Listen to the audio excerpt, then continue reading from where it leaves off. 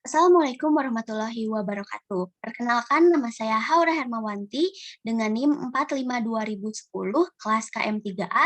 Di sini saya akan mempresentasikan tentang hak cipta dan pelanggaran HAKI untuk memenuhi ujian akhir semester dari mata kuliah Budaya dan Mas Digital.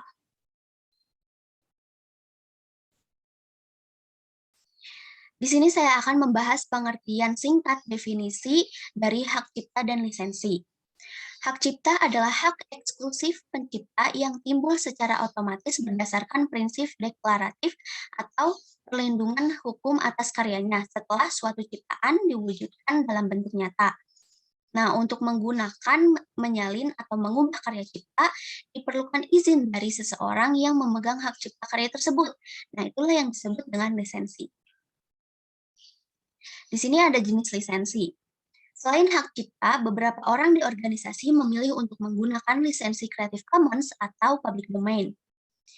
Kalian akan menemukan 3 logo tersebut. Nah, apa sih bedanya? Kalau menemukan logo copyright C-nya 1 ini, berarti semua karya asli dilindungi dengan hak cipta ketika dibuat, yang artinya tidak dapat digunakan, diadaptasi, disalin, dipublikasikan tanpa seizin penulis. Kalau yang kedua ini, Public Domain. Dengan logo seperti ini, semua publikasi yang diterbitkan sebelum tahun 1923 dan penulisnya sudah meninggal, berarti karya tersebut dapat digunakan, diadaptasi, disalin, dan tidak dibutuhkan perizinan. Kalau yang ketiga ini, C-nya 2, Creative Commons, di karya seseorang berarti dapat digunakan tanpa permisi, tetapi syaratnya ada di jenis Creative Commons ini. Sesuai dengan logonya, yang pertama ada attribution. Attribution itu berarti boleh membagikan, menyalin, atau menggunakan, tetapi harus mencantumkan sumber aslinya. Yang kedua ada non-commercial. Non-commercial ini berarti tidak boleh membuat keuntungan dari karya yang telah dibuat. Yang ketiga ada non-derivatives. Berarti boleh menyalin, tetapi tidak boleh mengubah karya aslinya. Yang terakhir ada share alike. Dapat diubah walaupun karya kalian, tetapi harus tetap mencantumkan hak cipta aslinya. Selanjutnya ada hak kekayaan intelektual atau HAKI. Sebagai instrumen hukum untuk melindungi kekayaan intelektual yang terjadi dengan berbagai sebab, ini terbagi menjadi 2 pembagian besar. Yang pertama ada hak kekayaan industri, meliputi ini, hak paten, desain industri, merek, rahasia dagang, varietas tanaman. Yang kedua ada hak cipta, meliputi hak moral, hak ekonomi. Hak paten berarti bagi penemuan di bidang teknologi untuk mendaftarkan temuannya untuk mendapatkan hak paten agar tidak diklaim oleh pihak lain sebagai temuannya. Yang kedua ada desain industri. Produknya merupakan gabungan kreativitas dalam proses perancangan produk industri dari hasil produksi manufaktur. Misalnya kayak desain baju. Yang ketiga ada merek.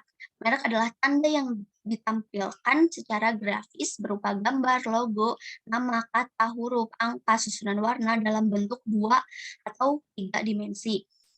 Seperti merek dagang nama atau restoran misalnya. Yang selanjutnya ada rahasia dagang. Rahasia dagang merupakan semua informasi yang dimiliki oleh setiap individu yang tidak diketahui secara umum oleh masyarakat, misalnya kayak resep makanan di restoran. Itu tidak boleh ada yang tahu. Varietas tanaman. Diberikan ke perlindungan varietas tanaman untuk pemuliaan tanaman, yaitu pengembangan varietas untuk mendapatkan varietas yang lebih unggul atau lebih bagus. Selanjutnya, hak pencipta. Yang hak pencipta ada 2. Yang pertama ada hak moral, itu hak di mana kita diakui sebagai pencipta. Dan hak ekonomi, hak di mana kita menggunakan ciptaan tersebut untuk mendapatkan keuntungan secara ekonomis. Nah, gimana sih kalau kita mengatasi pelanggaran hak cipta? Yang pertama ada memberikan teguran. Kalau teguran saja tidak mempan, kalian bisa melaporkan ke pihak berwajib dan bisa mengajukan permohonan penutupan akses. Di sini saya akan mengambil fenomena hak cipta dari Geprek Bensu versus IM Geprek Bensu. Seperti yang kita ketahui, Geprek Bensu ini terkenal dengan usaha milik artis yaitu Ruben Onsu. Nah, kasus ini termasuk ke dalam sengketa HAKI di bidang merek.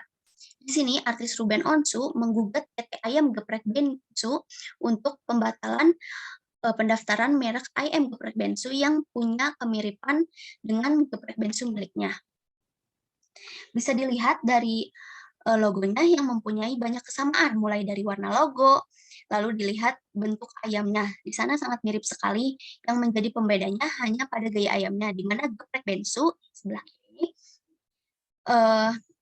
dengan kedua tangannya di pinggang, sedangkan ayam geprek bensu salah satu tangannya memberi hormat.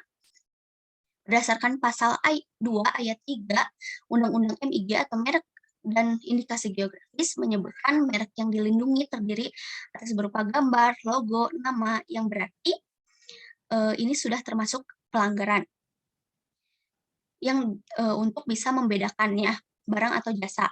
Maka dari salah satu logo tersebut harus ada yang dilindungi.